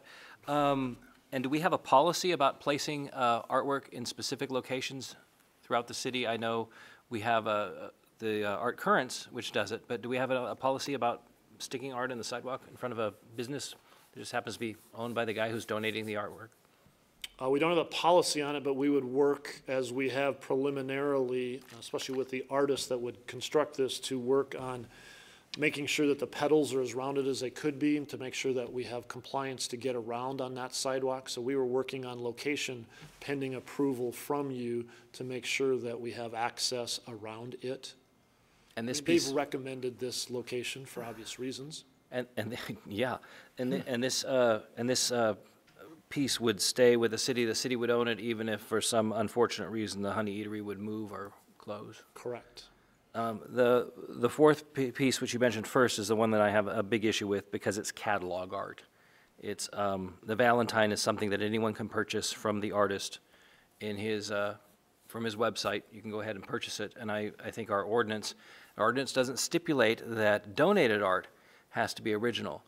But yet, here we have the Idaho Lumberjack by a local artist that celebrates our history, and I have no issue with, and in fact, I think it's totally awesome that the Forest Group is going to be donating that to us. And then we have a donated piece of art that's basically something that someone can get from a catalog, and it'll be part of our collection that we have for art. And I think that just lowers the quality of the entire collection. It's not to degrade the artist or the intent of Dr. Schreiber for donating it. It's just that I think we should raise the bar and not have catalog art in our collection. That's my opinion. You don't have to comment on it. Well, we checked the policy because this has come up, and the policy that we've adopted speaks to donations, and there's nowhere in the policy that speaks to it must be original. I think we did good work on that. It was approved in 2017. We look at it on the criterion of artistic merit. The Arts Commission spent a lot of time on that. We believe, to the best of our knowledge, that there's 21 of these in the private sector, public sector, and we have a full-blown appraisal at $135,000. Amy. I'll just add to that a little bit, and your concern is very valid, and the Arts Commission did spend a lot of time discussing this, and all points of it went back and forth, tried to look at how many are on the market or in private collections, and I just have one random piece of information to add. I coincidentally was in Beaver Creek, Colorado, which is right outside of Vail, for a wedding 2 weeks ago. And this artist has several pieces throughout Beaver Creek, if you've ever been there, but they're all different presidents. Oh. So you can sit on a bench with the Nixon. president of your choice, really, and they're just scattered throughout this development there. And at the time I was there, I didn't realize it was the same artist, but I thought that is so familiar to me. And I watched the tourists go from one president to the next, which would be a different situation, but they were highly interactive and seemed to be very enjoyed by the tourists there. And so in my mind, I thought, what a fun thing to have in McEwen. It's an interactive piece right outside the library. There's 21 in existence. I understand the argument, but I think the value outweighs that. So that's my opinion, and I just also want to speak on behalf of the commission that there was a lot of discussion about it. I appreciate that. Thank you. Woody, I was thinking it would look great at the skate park. Could it be like Grandma and Grandpa over watching you over? Couldn't you just see that? Yeah. Okay. That's my opinion. Is that all you had? That's all I got. Kiki, did you have something? All I had, Troy, was, are these on donated pieces? Each one of them had a requested location. Is that part of, if they donate it, they are guaranteed it's going to be placed in perpetuity where they requested it? While guaranteeing into perpetuity, that would be a Okay, well, challenge. So narrow that down. we very much like their input for obvious reasons because they are donating it. We also know that a donation of these dollar amounts and the memories that come with that are very impactful for that donor. That's why the Wetzels spent some real time on it. And as staff, we also got the library engaged with it to make sure that they were comfortable with it. We looked at what work would need to be done at that site. So again, it's And I get that. I guess never I'm go just to- saying that the city sidewalks and the popular entrance points to the park and the library are eventually going to get art crowded. And so I didn't know whether this was part of a contractual acceptance deal with a donor that says it's going to be where it got left, or once it's in the city's collection, does the city Arts Commission or the city council have the ability to move that art? I mean, especially if one of a Terry Lee statue of a pioneer woman were able to be moved into the Front Street location, maybe those pieces would have to be moved around. Great point. So no, we are not going to contract into perpetuity that art piece stay there. We went with the recommendations so that you could have an idea of where they would be placed. As you can imagine, I doubt Honey Bumble at this point would be a donation to go somewhere else than what they've proposed. But the other three, we wanted to give you an idea of what we had looked at and what we heard from the donor. So nowhere in our agreement does it say it must stay there. It becomes the city's asset once they make that donation. And then if something occurs where Honey Bumble is impeding traffic or causing injuries, then it could be moved. It could be moved to another location. So Troy, I guess that, to follow up on Kiki's point is that Honey Bumble is going to be placed on the sidewalk, and I would imagine we have to be very cognizant of ADA rules to make sure that it's ADA compliant and there's plenty of room to move through there so it can't impede the sidewalk. I know we have, what was it we did in Midtown? It was the bike rack. We had the fork up there, and I would imagine too that if you place the fork on a sidewalk, you still have to have ADA access. So I think, want to make sure that we follow all the guidelines and rules when it's going on the sidewalk there. And don't disappoint anybody, either the donor or the commission or the, Yeah. you know, so yeah, if something changes down the road, so. Very well would be my stated. Now, concern. that's why we've already spent some time with this artist thinking through anything that's sharp on it, what the height is, what the width is. She's more than willing to come over, been very responsive. So I definitely hear that. We're going to work with our city engineer to make sure it all works. So yes, excellent points. It'll survive a late Friday and Saturday night in Coeur d'Alene? Maybe. Dan? Mr. Mayor, I just wanted to say to Kiki that this is one of the reasons I'm pushing for a curator for our collection, is because a curator could manage and right now it's just kind of like happening. So I think a curator position would be someone who would manage a collection and say, yeah, this can go here, this can go there, this works here, and avoid that art crowding that you're talking about, which I can see too. So that's why I'm pushing for that, pushing something. So any further questions for Troy? If not, we would be looking for council action. Mr. Mayor, I can support the Enduring Spirit and the Idaho Lumberjack if we want to motion on those separately, but the other two I can't support. Okay, so did you want to make that motion? Why don't I make a motion? I'll make a motion to approve, let's see, where are we? Well, I'm going to modify it, so Resolution 18041A, to accept the public art donations of Enduring Spirit and the Idaho Lumberjack to the public art collection. So you're eliminating the Right, Honey Bumble? Honey Bumble and the Valentine, so someone else, if they want to, can do a second motion to accept those. Okay, so Dan's motion was to approve this resolution with just the Enduring Spirit and the Idaho Lumberjack. Is there a second to that? Okay. I'll Kiki? second that. Okay, so there's a motion and a second. Any further discussion on that? I have a question for Mike on this now. So if we pull the other two out, and I would like to make a motion to include all four, do I move forward with these two and then make the second motion following this for the other two? Or how would you recommend we go about that? Well, I think you could do it a couple ways. One, you could let this motion not pass or vote against that if the majority did, and then vote to go with all four, and if that passes. Or you could vote for this motion that would identify two of them, and then make an additional motion for the other two if that's what you want to do. So I think it doesn't matter either way. Yeah. I just don't want to vote against those two because I would vote against the other two. So by separating them out, I'm allowed to vote and show my support for these two, and then that I don't want, and I'll probably be the only one who isn't going to vote for the other two. I understand. So the second motion for the second two would be under the same resolution? Yeah, that's fine. It's just a resolution. Okay. Sounds like the art commission up here. Oh, no, they're much more exciting. Okay, so we have a motion and a second. Any further discussion on that?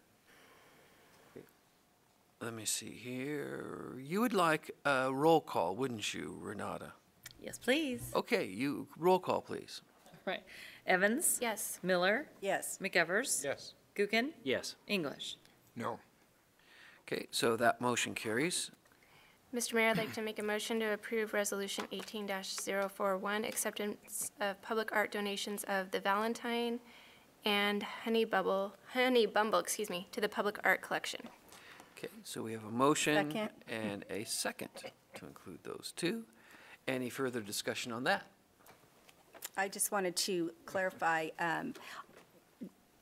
that our discussion regarding how this proceeds in the future is something that will go back to Arts Commission to assure? Or are we sure that the questions that you answered right now contractually are in place before we vote? In other words, they're not geared towards the location that they've been requested to be. So. I'm making you answer the question again. Okay. So it's really your call. We have worked with the donors to give you a location that's being proposed. And we don't know exactly where the Valentine, if it gets voted in, would go, but that's what the donor has suggested. The language is it comes to the city. There is no designation after that on where it stays, where it actually lives. Honey Bumble, the Arts Commission gets to work on as well because it has to be approved by them. So we haven't said we want that in McEwen. Would you still give that to us, Mr. Business Owner? But we can propose that, but that's what they definitely propose based on the name of the business. I'm trying to just kind of clarify that we avoid a generous donor being offended because we can't keep the art piece where they requested it for whatever reason. So I just wanted to just put that in play. Okay, so we have a motion and a second to approve the Valentine and Honey Bumble. Any further discussion? Roll call again, please, Renata. Evans? Yes. Miller? Yes. McEvers? Yes. Gookin? No. English? Yes. Motion carried. Thank you, Troy. Now, resolution number 18-042, agreement with the Downtown Association for Parking Administration. Troy, you're. Thank you. We have a 28-year partnership with the Downtown Association, and it's been very strong. I would suggest to you that if you have a downtown that's strong, you're going to have a city that's strong. I think we can look at the Economic Times, look over the history, and when the Downtown Association has most of the buildings where they pay a business improvement district fee, we are in good economic times. And when there's vacancies, we're not as good. The Downtown Association has been a very valued partner the last few years on this evolving parking program and the parking lots and the on-street parking and the 300-foot rule that you got to have an ordinance drawn up for once we bought technology. The Downtown Association for a number of, it's probably years now, has helped us with the appeal process. They have actually taken on the committee meeting minutes. We actually are meeting at the Chamber of Commerce for our parking commission. They have added staff to help out with the number of appeals that the city gets. They've helped us out working with the downtown business owners on a parking program that has been highly successful. And they haven't been made whole on their expenses. I would suggest to you that this partnership will continue to evolve as we bring forward a parking garage.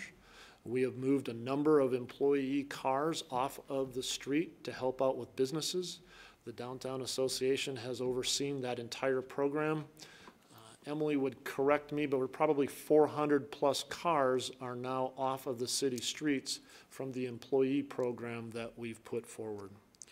So I bring before you an agreement that the Downtown Association has looked at, that we have had in discussion for quite a while. Our parking commission has worked on what the best avenue is. This does not eliminate anything that we have with Diamond Parking. That's been our parking manager and is contracted to do so. This has more to do with once a ticket is written, how it is handled, who answers the phone. They handle the appeals at this point. That was primarily a job of a deputy city administrator, which we don't have today. They have worked with us on our collection process with Chapman Financial. They have worked with Diamond as we've improved our collection process. They have been instrumental in our programs where we have event parking. I see this going forward where we have more event parking opportunities that the Downtown Association is a party to, putting out the marketing for it, and have a parking solution for those visitors coming to see us. It could be half-day events, it could be three-quarter-day events, full-day events, and that would also help with the revenue side of this. So at this time, the city is very much relying on our partnership with the Downtown Association, and they have not been getting any consideration for that. So this is probably almost 2 years ago we started talking about this, and then we brought in a deputy and we made some movements to improve, but it takes a lot of help to get through all of these collection items, through all of that process. We haven't booted a car since we started the program, but we need to figure out the collection process in that. Emily is here from the Downtown Association. She's been carrying a huge amount of weight and work and doing a fantastic job. So we had put together an agreement that gives them remuneration for what they've been doing. I put $30,000 into this program. It's a 1 year. It's a great opportunity to look. Please remember that we have a parking garage that opens up this fall, and we have a shared use parking lot that just came on this summer. And we will probably propose in the very near future that the whole campus at the City Hall Library have a parking component to it that would generate revenue. So, questions for Troy? Woody? So these guys will take the heat from the people yelling at you and stuff about their $15 ticket, and I didn't know, right? I would like to Everything say is they're all happy, but you're correct. Right. They would probably answer the phone. I guess as I showed up at the front desk the wrong time today. So they deal with that. Appeals, they're going to go yay or nay? They have been. Okay. Correct. And consistency, as I recall, that was a big thing on the Parking Commission, being consistent. They have been much more consistent because we don't have the folks from the commission doing it. Okay. And then the other thing that you've done very well is that courtesy ticket for the first time for your on-street. That has helped immensely for our visitors that may not have read all the signs or understood what they needed to do. So do we still set policies? You do. Council stays, the rules are still here. Yes, they are. Collections, do they get a percentage of that collection? Not at this time. Okay. And so they're going to manage all the lots and the garages? I wouldn't say manage. I would say Diamond is your parking manager. Okay. They're going to assist in the collection, they're going to assist with the questions, and they're going to assist with recommendations to the parking committee. They're going to assist with the setting of fees. They're going to assist with all of that collection that inundated us the last time we sent out thousands of letters. Okay. Thanks. Other questions for Troy? So I understand in here then that there will be a separate telephone number for the parking, what will they be called? Parking, It's not been a formal name, but I would say Coeur d'Alene Parking Services is close. okay. So that's going to be an official, possible separate entity, or, and then it will have a separate phone number and be Already managed does. separately, so there's no confusion as to who a person could call with a question. Well stated, exactly. And, good, okay, and then the commission itself, and I think we talked about this a little bit, the parking commission will stay as an appointed official committee of the city of Coeur d'Alene, but their function will be changed from what it is now, or I not? don't see it necessarily changing. It's not taking anything away from the parking commission. It is actually, I mean, the Downtown Association is at every meeting with staff. They have a better attendance than I do as your city administrator at those meetings. And so I don't see that changing. I actually think that the partnership strengthens because now the Downtown Association knows that parking is very important for the events, and this will give us more horsepower to work on that event and the fee. I would propose, if I was a little bit down the road as you see fees, that we give some more latitude to the Downtown Association, also known as Coeur d'Alene Parking Services, that they get some event latitude in setting a parking fee for the multiple events that exist. Well, I think it's a good partnership in that the footprint of where the largest issues in parking are one that the Downtown Association is closest to and has to bear the burden of and deal with. So I think it's a great partnership there. But to be clear, they don't deal with parking issues outside of what the downtown district border is. Is that a specific line item? They see all appeals that would come through on a parking ticket Throughout the entire city? throughout the entire city. Yep. Great. Any other questions? Dan? Well, just to clarify that the expense for this will come from the parking commission, from that parking revenue. Basically, it's a user fee. This wouldn't be paid by tax money. It would not. It comes from the parking fund, which is an enterprise fund and a fee for service. Right. I think it's a good value. All right, any other questions for Troy? If not, we'd be looking for council action. Mr. Mayor, I move to approve resolution number 18042, an agreement with the Downtown Association for Parking Administration. Second. Motion and a second. Any further discussion? Roll call, please, Renata. Evans? Yes. Miller? Yes. McEvers? Yes. Gookin? Yes. English? Yes. Motion carried. Thank you, Troy. Now we will have a public hearing. This is a legislative hearing. This is for various fee amendments, including clarification increases, deletions to fees for the planning, municipal service, wastewater, and water departments. Renata is going to do this. So this is resolution number 18-043. Take it away. Do you want me to go over there and type? Thank you, yeah. Luckily, you're being taped, so I can watch Oh, the tape okay, you again can, in my spare time this evening. And so public isn't required for a public hearing. Okay. So the city of Coeur d'Alene is required under Idaho code to hold a public hearing if we increase fees by 5% or more.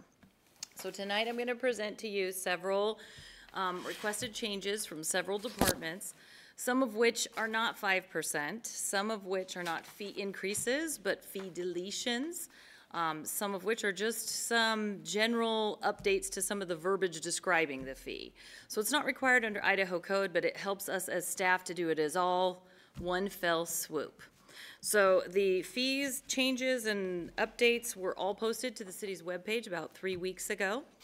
We've not received any public comment on these changes. So under the Municipal Services Department, we are requesting a fee for expedited processing of catering permits. Those require a 5-day notification, so if they miss their 5-day window, we now have the authority to issue it, but they have to pay an expedited fee of $50. We do that because if there's a new venue, it needs to run by police and fire. So it kind of gives them incentive to hit their timelines appropriately, but gives an out if there's an urgency there. Additionally, we are doing some outdoor assembly fee and bond security updates. For some reason, when we passed the parade and special events fees and outdoor assembly fees a few years back, the security amounts did not come forward with it at that time. So it's just a little housekeeping cleanup. Those fees are currently what we charge. The planning department has several fee changes and explanations in their area, and I think the planning director is still here if you have specific questions as we go forward. But in essence, they're doing some clarifications to the design review committee costs as to when you're having an addition to the design departure or minor alterations and modification fees. They're adding an opportunity to charge for that. And some of the verbiage changes to explain how many meetings they got under the Design Review Commission. So we're doing some clarifications as well. They're adding an interpretation fee and an increase to the planned unit development request fee and to include a final development plan fee.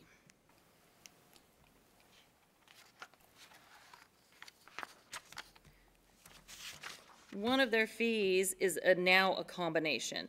So when you do a planned unit request fee, it's being increased to $900, but you no longer have to pay that final development plan fee of $300. So it's kind of a combo. Rather than charging two separate fees, it's all incorporated in that one. So in essence, it's the same amount. They're adding some additional fees to clarify cell phone tower, special use permit fees, and the additional consultant costs. So as you know, if we don't have a fee approved by resolution, you can't charge it. So when we have those additional consultant fees for the cell phone towers, we now have the ability to pass those fees along to the requester. There's a slight increase in the annexation fee costs of $100, but a decrease of $200 for the legal preparation of the annexation fees.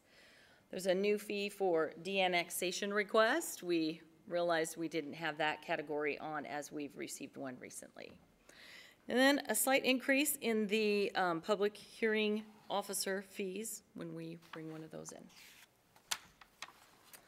Wastewater just had a couple little changes. We wanted to add in the Hutter Interceptor fee. That was something we've done by agreement, and we just wanted to clarify and keep it on the books going forward for historical purposes as it comes up. They have several removal of fees. So it has to do with sewage dumping fees. Apparently that's something they allowed on site many, many years ago and no longer allow it. So those fees were no longer needed. The water department had a couple minor amendments to theirs. They're adding an additional $5 fee to some of their categories for call-out services just to cover the cost of personnel and equipment. A $5 increase to some of their delinquent utility charges. And then they just clarified that the improper operation of a water facility starts with a verbal warning, not written. And then they have the removal of the penalty section regarding the log sheets. And that is because that is an automated process now. So those things are all filed electronically through a separate process, and they don't have this thing called a log sheet anymore. And that is the presentation I have for you this evening. Questions for Renata? Woody? I got some for Hillary. Hey, Hill.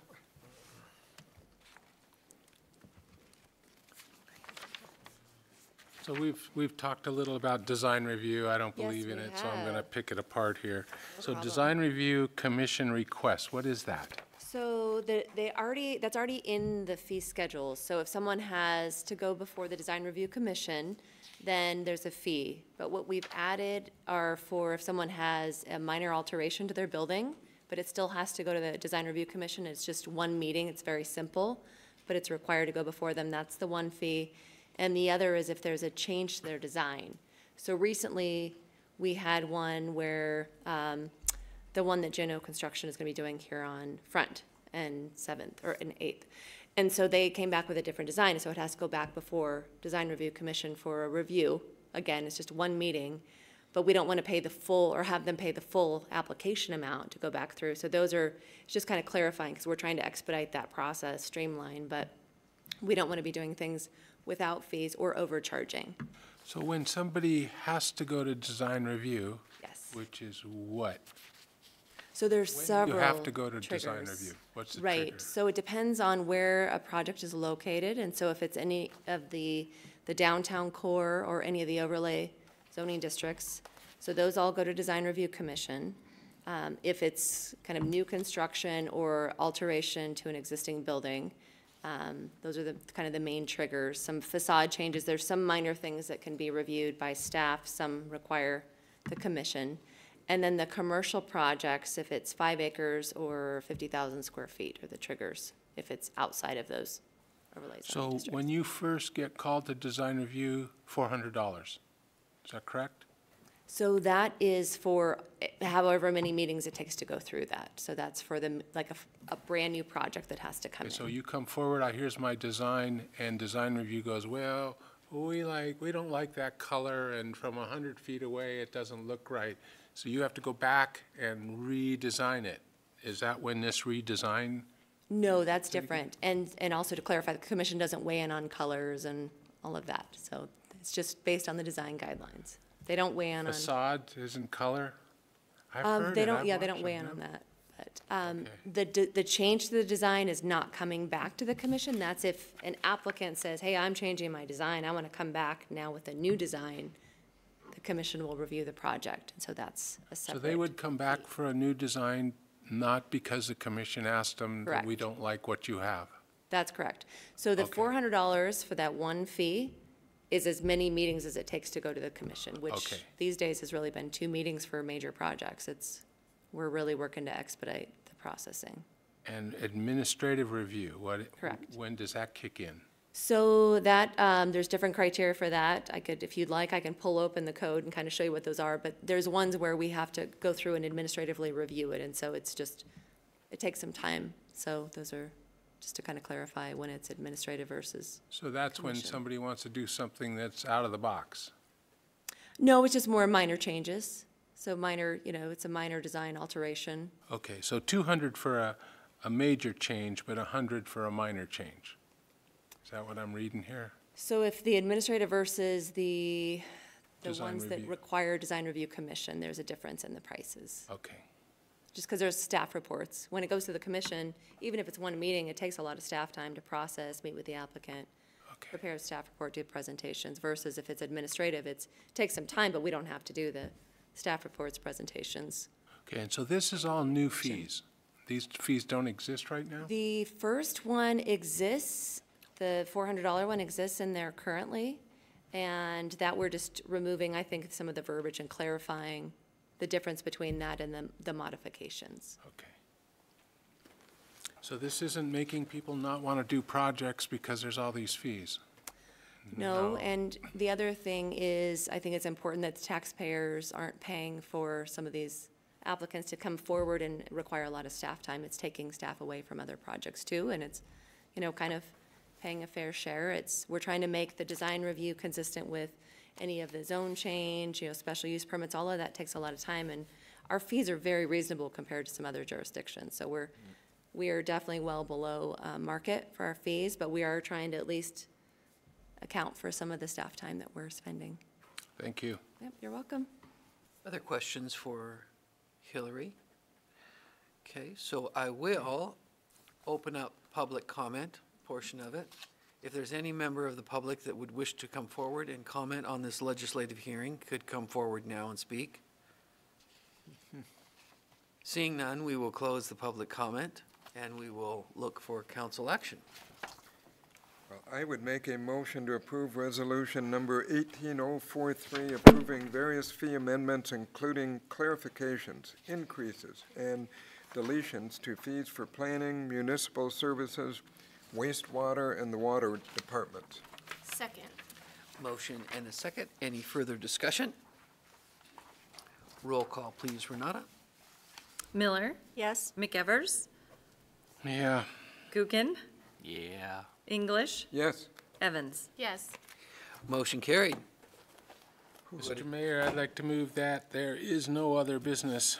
This meeting be adjourned. Second. Motion and a second to adjourn. All those in favor? Aye. Any opposed? Motion carried. Thank you, everyone. We're gone.